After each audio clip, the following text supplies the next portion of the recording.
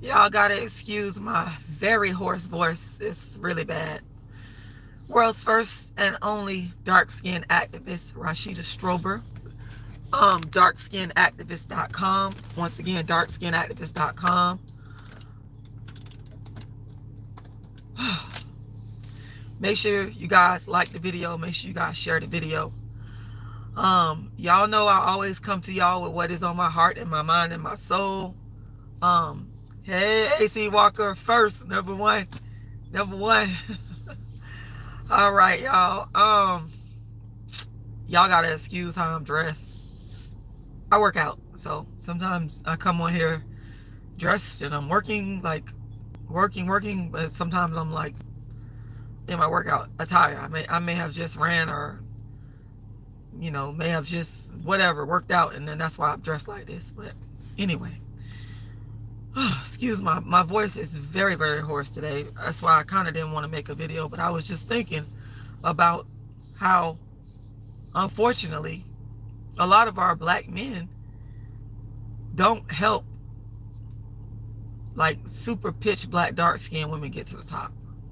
I noticed that it's like a reoccurring theme within the black community, and it's wrong. It bothers me. I don't like it.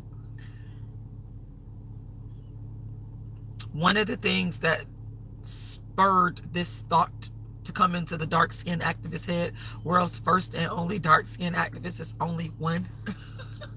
God, make sure we get that straight. Y'all know I got a problem with people plagiarizing and copying me. I don't like that. I don't like that. I don't. But this whole thing with Diddy going on with him, I know you guys are seeing all that stuff that's going on with Diddy, and I got a lot to say about that as well. Y'all already know some of my commentary regarding some of his accusers. Y'all already know how I feel about that. But he's been in the media, and like the women that he's dated, and I ain't finna sit up here and talk about Cassie. I already got several videos where I done told y'all exactly how I feel about her, so I'm not gonna sit there and go on and on about her. But if I wanted to talk about her as a topic, I would. For the people that be coming on here hating on me, they mad because they don't want me to exercise my freedom of speech. But yeah, so a lot of the pictures of Diddy have been popping up lately with Jennifer Lopez, and I just remember all the black male rappers, how they swarmed around her and opened and welcomed her with open arms and made sure that she was placed in a position to get that money and to be good in terms of being financially good. And I remember people like, and here's the thing that they're gonna do. I already know what they're gonna do. They're gonna do this. They're gonna say, she's an artist, and I just wanted to work with an artist. I just wanted to help an upcoming artist. But there's dark-skinned up-and-coming artists too, y'all. Why they don't feel that way about the dark-skinned up-and-coming artists? It's like usually the darker-skinned women, they be getting put on by mainstream America sometimes. Like, they be getting, like, the last time I really saw a dark-skinned woman get put on was Berry Gordy. I'm a big fan of Motown. I am. It was way before my time, but I love Motown. But Diana Ross, beautiful dark-skinned woman, got put on by Berry Gordy. That was like really the last time, and y'all can chime in, that I saw somebody like a dark-skinned woman get put on. I mean, we can talk about Lauryn Hill and the Fugees. Technically, Lauryn Hill got put on by two black men, but those were black men that were not from America. Like,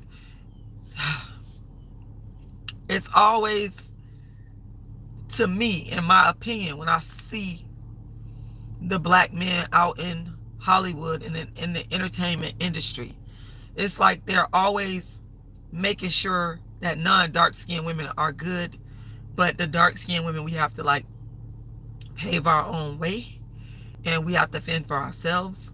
We have to make it happen on our own. We have to work hard and make it happen on our own. Oprah Winfrey is an example of that. As much as I believe that Lupita Nyong'o is engaged in some plagiarism of this whole darkism movement, I wonder if it was really black people that helped her. I remember Alfred Woodard. Yeah, but y'all, my voice is hoarse. I've been talking a lot, okay? I'm talking about like in everyday life. That's why my voice is hoarse like this. Alfred Woodard was one of the people that talked about how it wasn't black producers that put her on. It was non-black producers that put her on. You know, and when I look at pictures of Diddy, he's parading around with Jennifer Lopez. And Jennifer Lopez is a woman, a non-black, non-dark-skinned woman that black men embraced. They embraced her. She has mediocre singing talent. I will give her credit. She can dance. I will give her credit. She's a good actor. But that's not what they was like, you know, that wasn't what she was like known for. They was trying to make her known for singing, and the black men is the one that co-signed her mediocre talent, which she was able to parlay into the mainstream. And then, as we can see, Jennifer Lopez ditched the black men after she used them. You know, she was on In Living Color. The Wayans brothers, they helped her come up, and the only reason why Kim Wayans was on the come up because that's their sister. Of course, they're gonna help their own sister. I mean, but she doesn't really count because that's her sister. We can't say, oh, they, you know, these black men are helping Kim Wayans. That's their sister. Of course, they're gonna help her. But they was helping this Hispanic women. Yes, the black men were helping the Hispanic women. They helped. The Wayans brothers was a part of propelling Jennifer Lopez to the status that she's at now. Okay, and then I think was it Tommy Davidson that he was up there complaining that, and I'm paraphrasing, y'all can go look up the video where he was speaking to some issues on the way that Jennifer Lopez was treating him, you know, years after the fact. You know what I'm saying?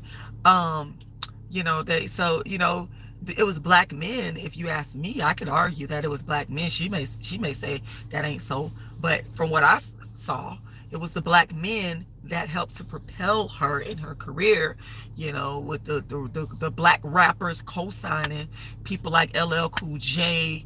Who else co-signed Jennifer Lopez? P. Diddy. He was dating her, and you know, she was feeding off his fame. Who else? Ja Rule. You know, she was eating off the black rappers, y'all. But that's just one example. But, you know, it's hard pressed to find black men that propel dark-skinned black women in their careers. Y'all can throw out some examples of some black men that have helped to propel. I already said Diana Ross by Berry Gordy. I mean, if you disagree with me, you can feel free to throw out some names. Y'all, my voice is so hoarse. I ain't gonna be on here long. But because I kept seeing these pictures pop up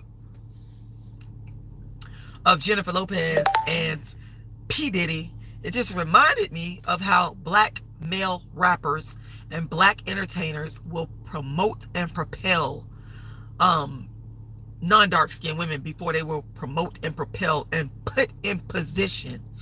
Understand, they're putting these women in position to make money. Another example of a black man in entertainment propelling a non-dark-skinned woman to get the money is Shaquille O'Neal. Yes, Shaquille O'Neal. I mean, you can correct me if I'm wrong. You can point out an example of a black dark-skinned woman that he's propelled to get the money. But his wife, Shawnee O'Neal, was able to, you know, the reason why she married him, one of the factors that played into it, you can argue with me all you want, is her light-skinned privilege, because black men are self-hating and, you know, they prefer light-skinned women. And so her light-skinned privilege is what got her in the circle. It's maybe not the only thing now. It ain't the only thing.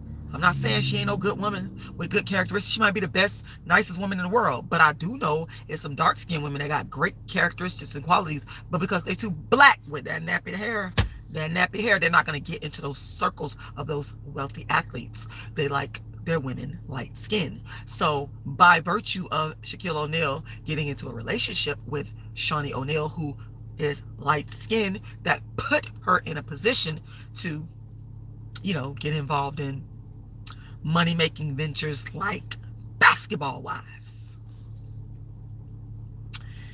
And to make money off of that stuff, And to me, that's a black man putting a non-dark-skinned woman in position to get money. Why don't y'all put y'all, dark-skinned black women? What's wrong with us? We too black and ugly with nappy hair,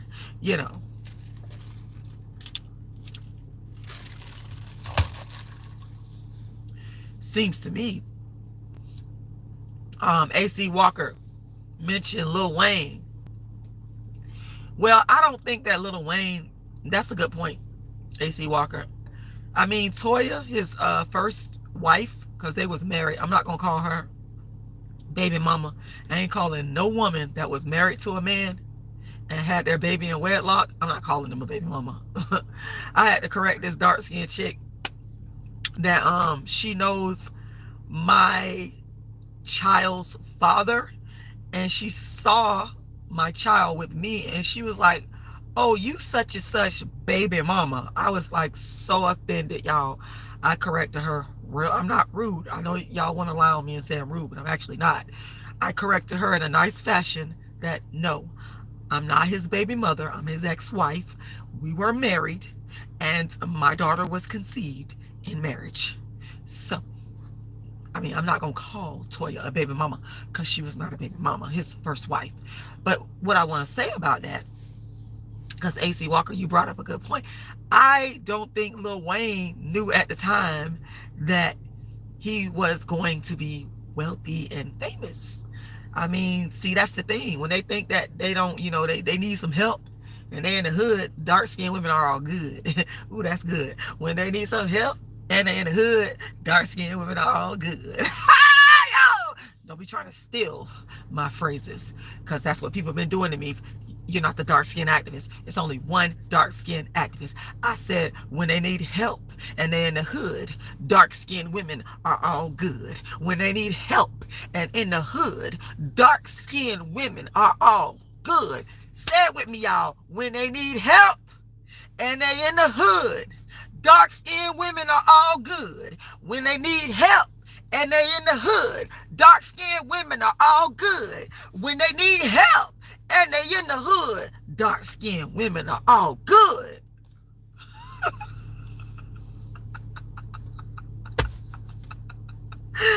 All facts. All facts.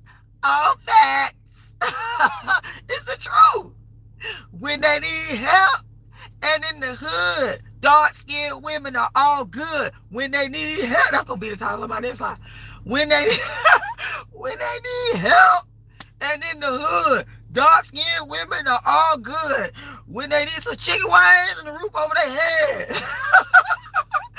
When they need a bed, a rusty little bed to lay their head. When they need some commissary on the books. Y'all know I ain't lying. When they need help and in the hood, dark-skinned women are all good. I'm sorry, y'all. That's a good one right there. I'm so sorry. Oh my God, I gotta get off my voice. This is terrible. My voice is hard. I'm laughing about this shit, but it does make me upset. Sometimes you gotta laugh to keep from crying, y'all. You gotta kiki to keep from boo-hoo-gooing. Okay, when they need help and in the hood, dark-skinned women are all good. When they need help and in the hood, dark-skinned women are all good. The blacker the better. The blacker the berry then.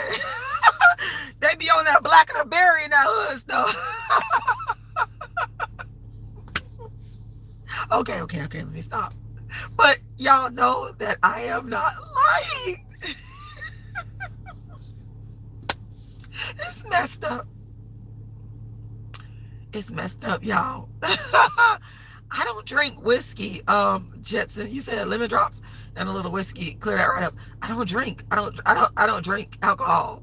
No, I'm not. No, ever. But the lemon drops, you might be right. When they need help and in the hood. Oh, carry on. You got one. What you said? When they need bread and want some head. Dark-skinned women already in the bed. No, that's fucked up. No, that is not funny, but it's funny. I'm sorry. I'm about to read what you say again.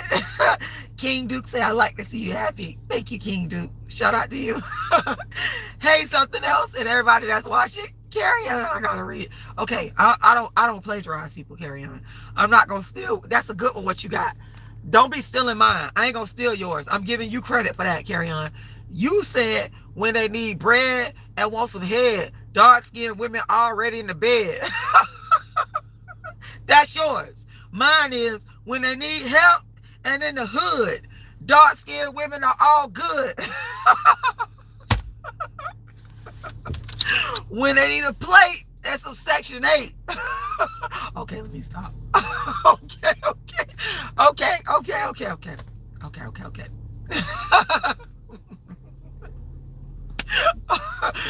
Oh, shit.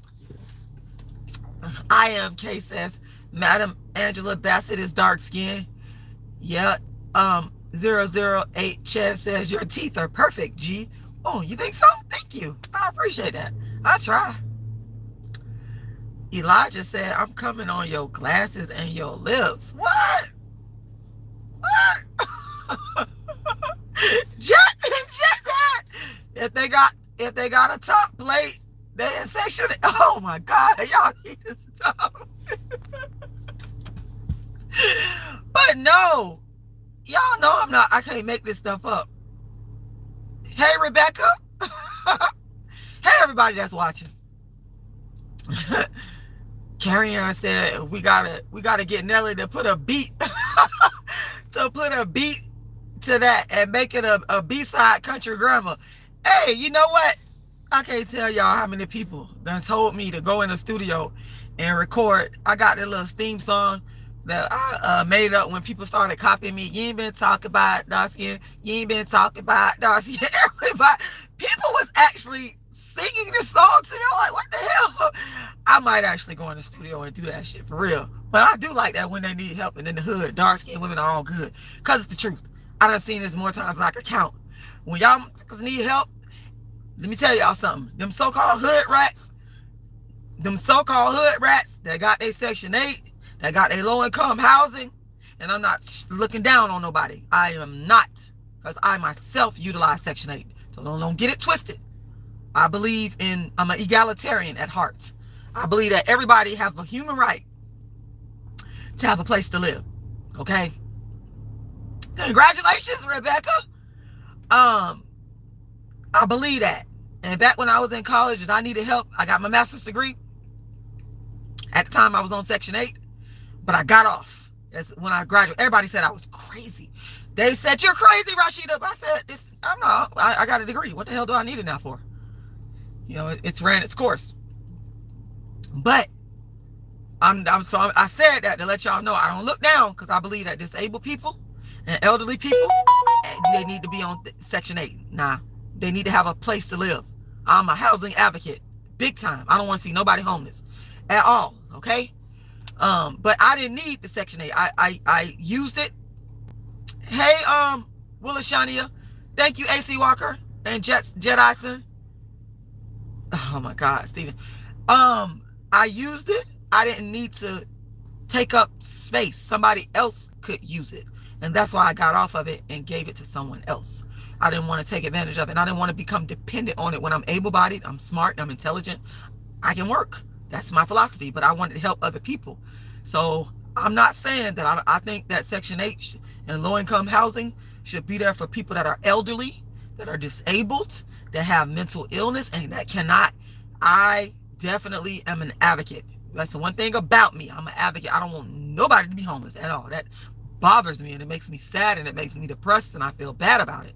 But I was just saying, you know, but I'm making a point that some of these ladies, young ladies, are on Section 8. Some of them young, old, and these dudes, you know, King Dude, tomorrow, you welcome to come live with me.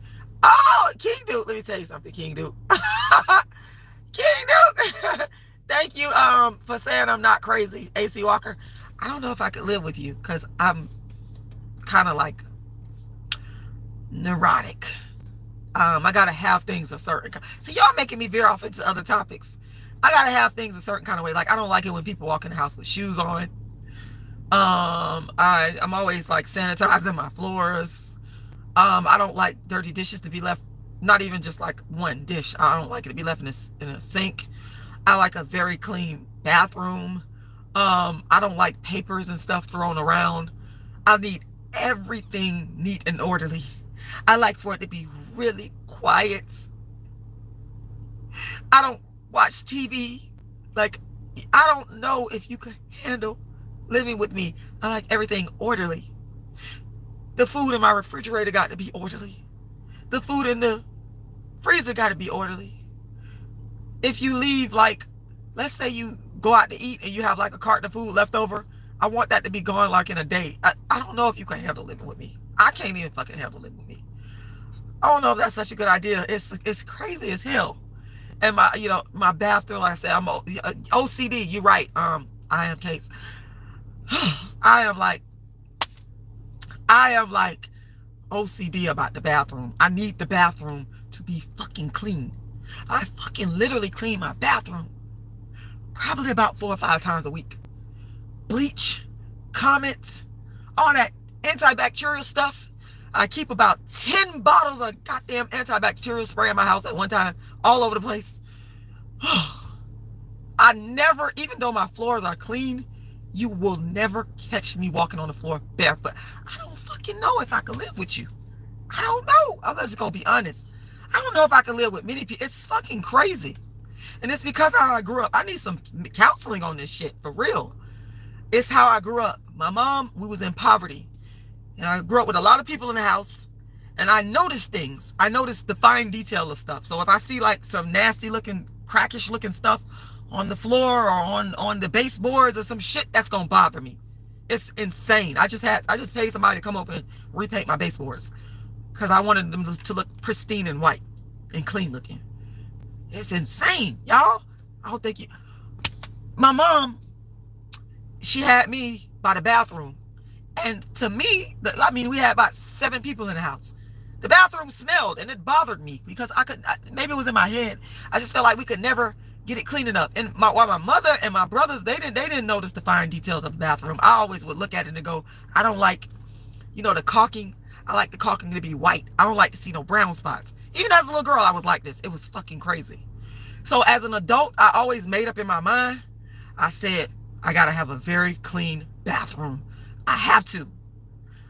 The place where I live right now, I moved there, y'all. I gutted that bitch out and put brand fucking spanking new toilets in there. I've done that plenty of times. I know it sounds crazy, but I did it.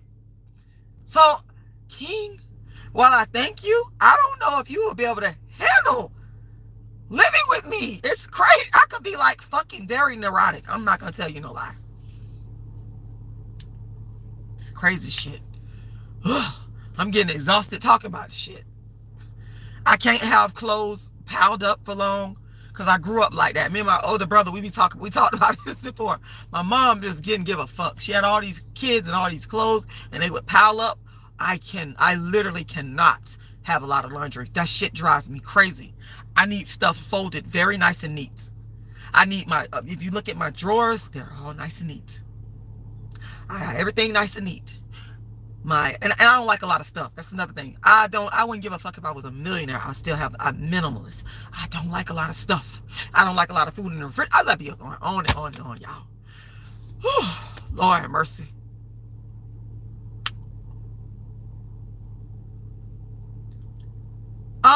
Abby 5, you asking about donations? Okay. Girl, you okay? I am okay, said girl, you okay? Okay. Yeah, I do need some therapy on that. I ain't gonna. That's what I'm trying to say. I'm honest. I'm telling you. I know how I am. It's crazy. I already know I need therapy on it. I already know. Y'all ain't got to listen. Lauren ain't stepped up out of Kumon. I was out here waiting for Lauren to come out of Kumon. You want to say hi, Lauren? Wait a minute, she just stepped out of Kumon. How did Kumon go, darling? Good, pretty good. What'd you do today?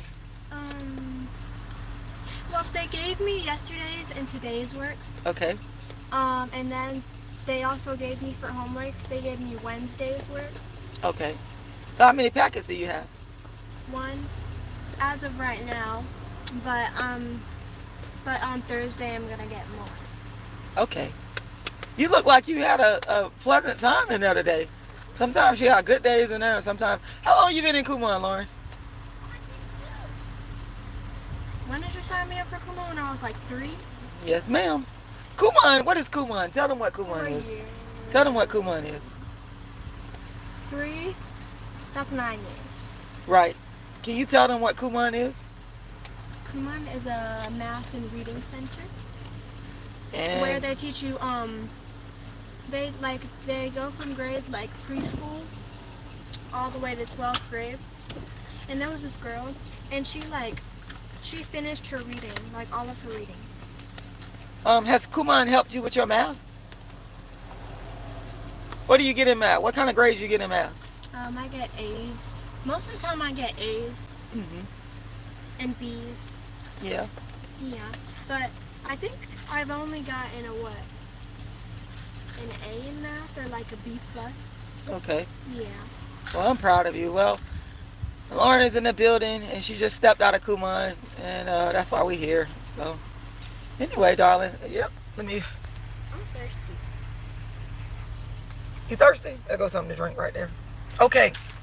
But yeah, I done got off on a whole nother topic, y'all. Come on, Nana. Let's go. She out of Kumon now, so I can go. You can go now. But Lord, what was I saying to y'all? Sam, no, it's not an after school program. It was formulated specifically to help kids to become top notch in math. And reading, but mainly math though, because the Kumon founder, his son was struggling with math, and the father was very good at math, and so he developed this curriculum, and it's a voluntary program, and it's not an after school program at all. That's the actual Kumon building where you have to drive your kid there and take them there, but it's definitely a worthwhile program because she has done very, very, very. I'm surprised. I ain't gonna lie. I'm surprised to see black people in this neighborhood like this. But she's done very well in math, and I think that's because of Kumon. But yeah, thank you for who donated to me. I want to say thank you, Jetson, for that donation. And may I humbly ask that if you guys want to donate to me, if you could please redirect any and all donations to my Cash App. My Cash App is $RASHIDA'Lala. Once again, $RASHIDA'Lala. And that's $RASHIDALALA. And to answer somebody else, I think that was Abby 5, you asked a question about the donations. Well, I believe I deserve donations because I have put in a bunch of free work over the years helping dark-skinned people in a variety of ways, from speaking in schools for free about darkism and black empowerment, to helping homeless people, to exposing the evils of darkism on an internet where people have watched me for free for years, to giving free darkism counseling. The list goes on and on. I believe that I should be giving donations for that. It's my work. So my Cash App, once again, if you guys want to make a donation, is $RASHIDA'Lala. Once again, that is $RASHIDA'Lala. $RASHIDA'Lala. $RASHIDA'Lala. So yeah, but I got way off topic with what I was originally talking about. But the bottom line is, y'all, in terms of getting back to the meat of this of this video, I just noticed that a lot of our black men, unfortunately, they will help to propel and put in position a non-dark skinned woman to get money, to make money. And they don't care. They just leave dark skinned women hanging, and we just gotta really get out there and fend for ourselves. And I don't think that's right. You know, I don't think that's okay. That's not okay with me. I think that we deserve equal opportunity. And you know, when I used to live in California, I had a very good friend. She's light skinned, very light skinned. She was one of my dearest friends out there. And her name is Dee. She used to be a backup singer for the likes of Lionel Richie, and she's written songs, and she's did a lot of stuff in the music industry. And one of the reasons why I really had so much respect for her is because she told the truth about darkism. She tell me the truth. And the way I met her is, one time I was taking a screenwriting class in LA, and we met at the screenwriting class, and we became friends, and we would go exercise. I mean, this lady was older than me. Like, she was probably about 10, 15 years older than me, but we were friends because she was a good writer. I liked her writing, and she liked my writing, and we just became friends. Anyway, she started telling me about how she noticed that the black men in the industry would not help the black women. They wouldn't help them.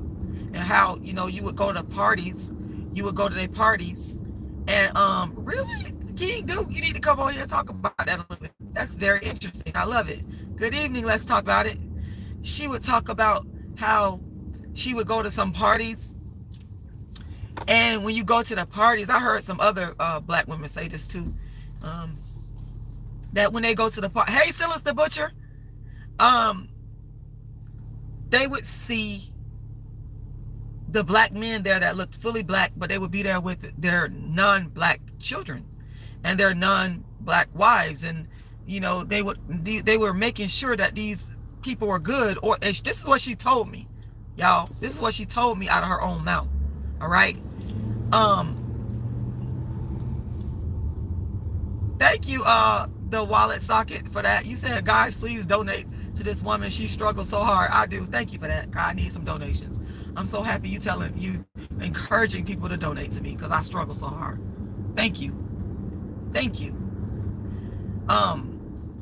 But she would tell me also about how in the studio, in the music industry that, you know, she was in, she would speak on how she watched the black men help like mediocre talent. You know what I'm saying? People that were not even as talented as she is, but they would help them, and the women were just not even as talented. They just felt like, oh, they're exotic and they need to be helped. Okay, so thank you for the compliments. I appreciate the people that are complimenting me and saying that I am cute. I like compliments. I like when people tell me I'm cute. I do appreciate that. I do. If I said I didn't, I would be lying. I mean, one of my objectives of my movement is for black men to see the dark-skinned woman as beautiful. So I do love when I'm giving compliments. I do. I'll be the first to admit that. Thank you, Christian. Jesus loved me. My mom always tell me that. You're right. Yes, Jesus loved me. That's one of the first songs that I ever learned. But yeah, she would tell me about how it would go down in the entertainment world, where they would put on mediocre singers that were exotic looking. And I thought that was unfair. I thought that was darkism. I didn't think that was right. And here's a light-skinned woman. I love her to pieces. She's a sweet, kind person. And she was telling the truth. She was defending dark-skinned women.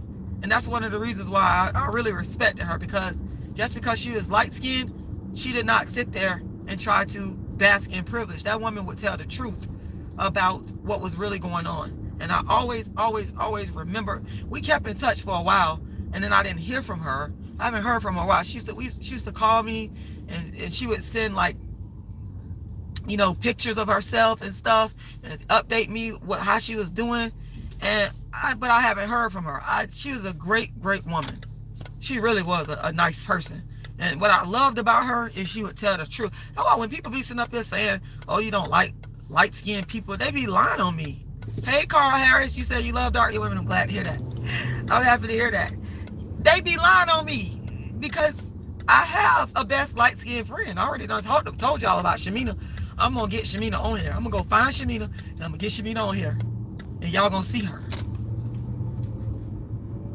I wish one day that I could find Dee, because she's a sweet, wonderful, kind human being.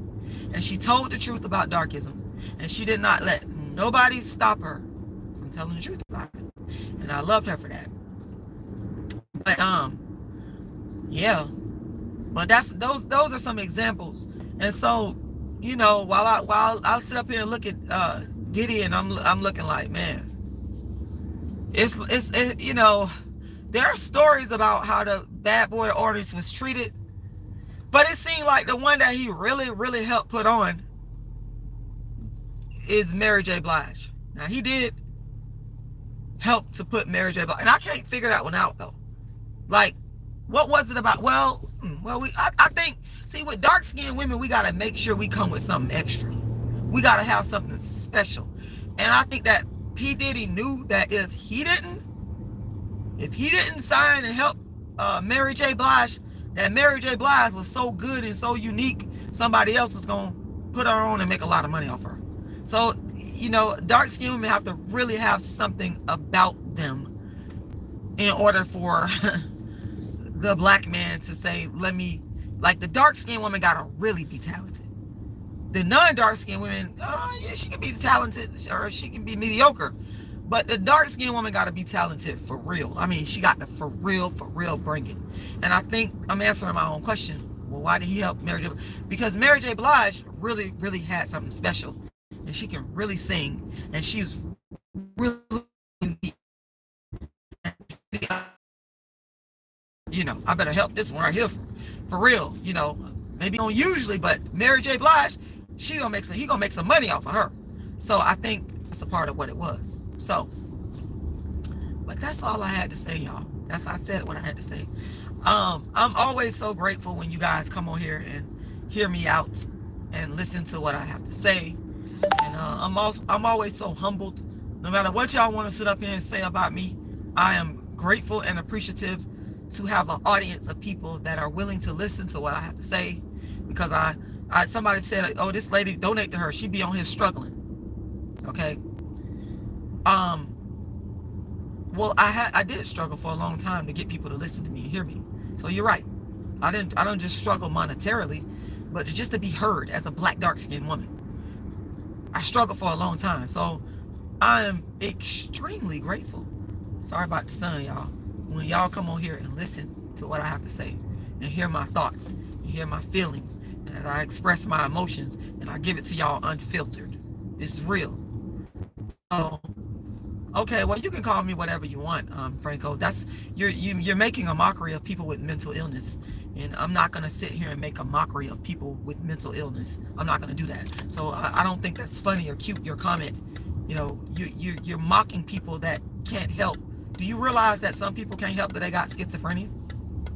So you think you're insulting me by saying that, but I'm not gonna mock people with mental illness. I will never do that. I will never stoop that low and be that inhumane. I will never do that. So you're not hurting me by saying that, but you are insulting a community of people that can't help their illness, which is evil and inhumane.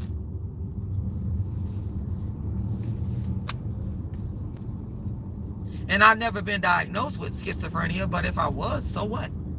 So what? Am I any less a human being?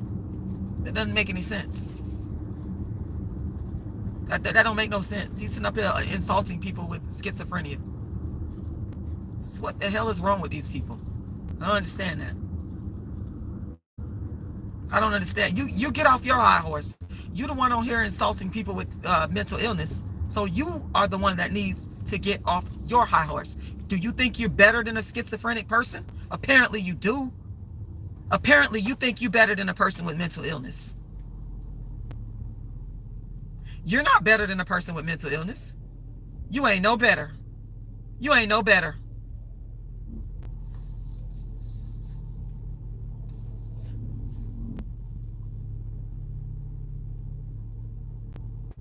And Richard Price, I never said I was. What I said was, I would never sit here and insult a person like Franco McCoy is doing. He's insulting people that suffer from mental illness. That's what he's doing.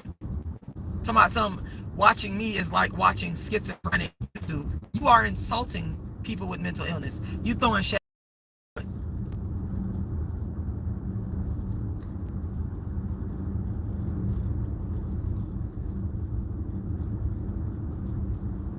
No, I'm not twisting nothing. I'm going off of what you actually said. There's nothing to be twisted. I read your comments. And you're insulting people with mental illness because you're thinking you're taking a shot at me by making that comment. But what you're really doing is you're trying to insult me. Just like when people would say, when I was growing up, I'll never forget, people would say, you sure is ugly. Or they'll call me silly. You're really trying to insult that particular character that played Seeley and me because you're saying that you think I'm black and ugly. I see right through it. And then you want to sit up here and try to blame me because I called you out on insulting me and insulting people with mental illness. You're the one that said it. I didn't say that. You said it. I'm simply addressing it. Craziness.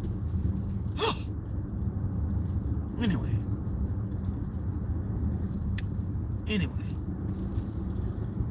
Oh, Lord have mercy, Jesus. I wish for y'all to have a good day. And thank you, King Duke, for your support and for being on here. I want to say thank you to everybody that supports me. I appreciate y'all. I can't say that enough. I'm very appreciative of the people that actually show me love and the people that support me. So thank you. Once again, if you guys want to donate to my Cash App, please feel free to do so. My Cash App is $RASHIDA'Lala.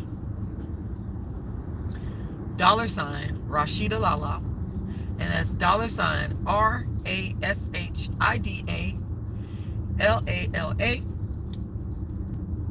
$RASHIDA'LALA.